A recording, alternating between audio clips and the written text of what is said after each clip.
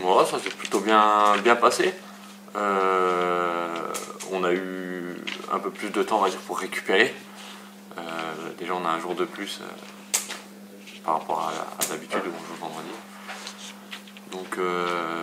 Donc oui, ça nous a permis de régénérer un petit peu et puis de bien travailler surtout maintenant pour le match de demain. Il a fallu mettre d'autres arguments pour contrer cette belle équipe de Metz, solidarité, effort, etc. C'est quelque chose qui peut vous servir pour demain.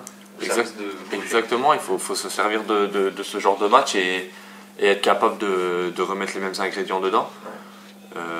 En essayant peut-être des fois de garder un petit peu plus le ballon parce qu'on a quand même pas mal couru après le ballon, mais bon, quand il y a de la qualité technique en face, il faut faire face et on l'a bien fait contre Metz.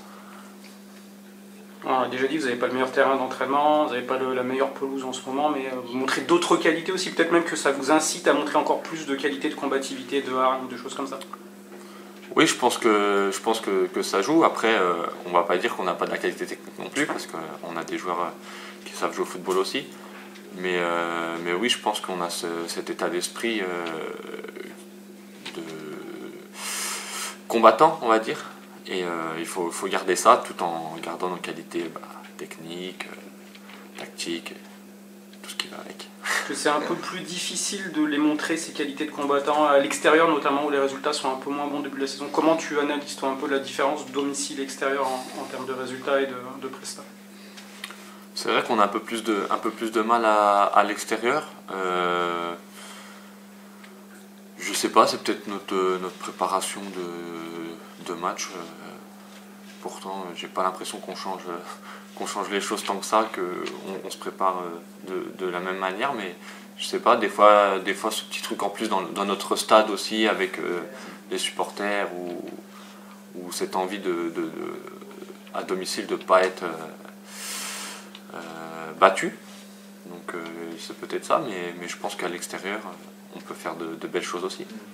Parce que quand on regarde vos matchs, justement à l'extérieur, c'est surtout le manque de constance qui frappe, comme peut-être Rodez, c'est l'exemple le plus criant, quoi, avec un peu une mi-temps à l'envers, une mi-temps à l'endroit, pour résumer, quoi.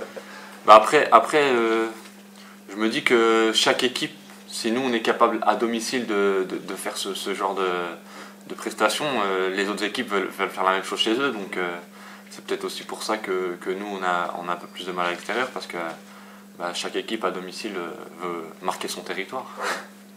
Mais la constance justement dans vos prestations, ouais, ça peut être un élément... Oui, totalement. Ouais. Totalement. Après, si on revient au match de Rodez, je pense qu'eux aussi ont changé les choses en deuxième mi-temps, où ils sont venus nous chercher plus haut, ils ont mis plus de pression et plus d'intensité. Donc à nous de répondre à chaque possibilité et ce que l'adversaire nous propose, on doit être capable de répondre. Paris, premier, on en a beaucoup parlé dans la presse, etc. Qu'est-ce que ça t'inspire un peu cet adversaire-là? Parce que c'est un adversaire comme un autre déjà, ou est-ce qu'il y a quand même un petit quelque chose en plus? Le projet, ouais, c'est un gros projet pour eux, mais après,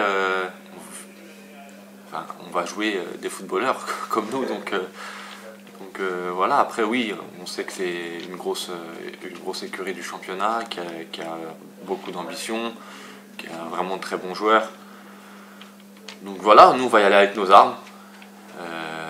Metz aussi fait partie des grosses équipes et on a réussi à leur tenir tête. Donc pourquoi pas demain, et on va y aller pour montrer qu'on est capable de tenir tête à ce genre d'équipe et essayer de gagner, parce que je crois qu'à Paris on n'a jamais gagné. Ouais. Est-ce que justement vous avez tout à gagner vous dans ce match-là, vu votre position au classement, voilà, c'est plus que disait Fred, c'est une belle vitrine, c'est diffusé à la télé, il y a une exposition, forcément ça donne une bonne image du club. Et puis de toute manière, je pense que chaque match, on y va pour rapporter les 3 points et essayer de faire une grosse prestation. Donc après oui, c'est des matchs un peu spéciaux, c'est des matchs de haut tableau, quoi. Donc oui, c'est très intéressant à jouer et on va donner le maximum. Tu l'as dit, c'est un match de haut tableau, mais aussi parce que vous êtes donné les moyens d'être 3e après 10 journées. Le regard sur le début de la saison, il est même si tout n'a pas été parfait, mais il est forcément très positif pour l'instant. Oui, il est très positif. Après, comme on le disait, à domicile, on est plutôt très bien. Donc maintenant, à nous de faire les mêmes choses, de mettre les mêmes choses à l'extérieur. Je sais que c'est pas trop le genre de la maison de s'enflammer, mais voilà, vous êtes quand même malgré tout confiant. Est-ce que les ambitions ont peut-être un peu progressé, ou est-ce qu'on est vraiment à la grenobloise un peu, on prend les matchs les uns après les autres, on parle du maintien?